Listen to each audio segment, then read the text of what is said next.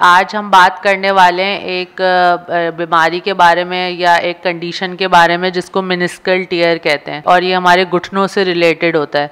हमारे घुटनों के अंदर जो है वो एक सी शेप जो होते हैं वो कार्टिलेज होती है, रबरी सी कार्टिलेज होती है जो कि मेनिस्कस कहलाती है। और इसका काम ये होता है कि ये हमारे जो जब घुटने मूव करते हैं तो ये उसके शॉक को एब्जॉर्ब करती है, ये इसका काम होता है। तो यूजली जो है जब हमारे घुटने जो है वो मूव कर रहे होते हैं तो ये बहुत ज़्यादा इसके अंदर इतनी स्ट्रेंथ होती है कि ये ईज़िली जो है शॉक को एब्जॉर्ब कर लेती है।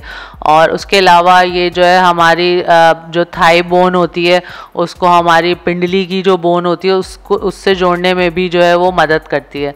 तो अक्सर ऐसा होता है कि ये जो मेनिस्कस होती है ये जो है फट जाती है किसी एक्टिविटी की वजह से। ज़्यादातर ये एथलीट्स के साथ ये इशू होता है और वो इस वजह से होता है कि अगर वो उनका घुटना जो है वो गलत तरीके से जो है वो रोटेट हो जाए या ट्विस्ट हो जाए फोर्सफुली और घुटने पे जो है वो पूरा वेट भी हो तो वो जो है आपके इससे जो है आपका ये जो मेनिस्कस होती है वो फट जाती है और उसकी वजह से जो है फिर वो एक इंजरी हो जाती है। ज़्यादातर ये जो है स्पोर्ट्समैन को होती है और जैसे अभी वर्ल्ड कप भी चल रहा है तो कुछ प्लेयर्स को जो है ये हो जाती है। और जैसे हमारी टीम में जो है वो मोहम्मद रिजवान को जो है ये हो चुका है, उनको अक्सर जो है ये हो जाता है। और दूसरा है हमारे जो दूसरा ये है कि दूसरे एथलीट्स जो होते हैं जिनका इस तरीके का काम होता है तो वो अचानक से फोर्सफुली घुटना मुड़ने से जो है ये होती है। इसके सिम्टम्स ये होते हैं कि आपको जो है बहुत ज़्यादा सिवियर पेन होता है जब आप अपने घुटने को मूव करने की कोशिश करते हैं। पॉपिंग साउंड्स जो हैं वो आना शुरू हो जाती हैं। उसके अलावा जो है आपके जो घुटना होता है वो बहुत ज़्यादा स्टिफ हो जाता है, स्वेलिंग शुरू हो जाती है उसके अंदर। और उसके अलावा नी को आप जो है अगर स्ट्रेट करने की कोशिश करते हैं, यानी घुटने को अगर स्ट्रेट करने की कोशिश करते हैं तो वो नहीं हो पाता। ऐसा लगता है कि घुटना जो है वो एक जगह आपका लॉक हो गया है अगर आप उसको मूव करने की कोशिश करते हैं। तो ये इसकी कंडीशन होती है। इसके जो ट्रीटमेंट होता है, अगर ये जो मेनिस्कल टियर होता है अगर ये आपका ग्रेड 1 से लेके 2 तक का होता है तो ये आराम से हील हो जाता है, कोई इतना इशू नहीं होता। बस इसमें आपको थोड़ी सी प्रिकॉशंस लेनी होती हैं।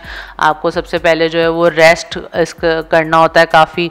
और फिर दूसरा ये है कि आपको इस पर आइसिंग करनी होती है, आइस पैक लगाना होता है 15 से 20 मिनट के लिए आपको हर 4 से 6 घंटे के बाद।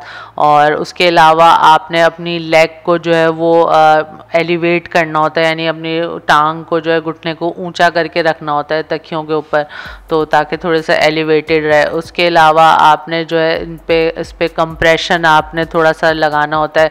कोई भी आप कंप्रेशन बैंड वगैरह पहन सकते हैं, इलास्टिक बैंड या नी कंप्रेसिंग बैंड्स आते हैं वो आप जो है यूज़ कर सकते हैं। और पेन के लिए जो है वो आप पेन किलर्स का जो है वो इस्तेमाल कर सकते हैं।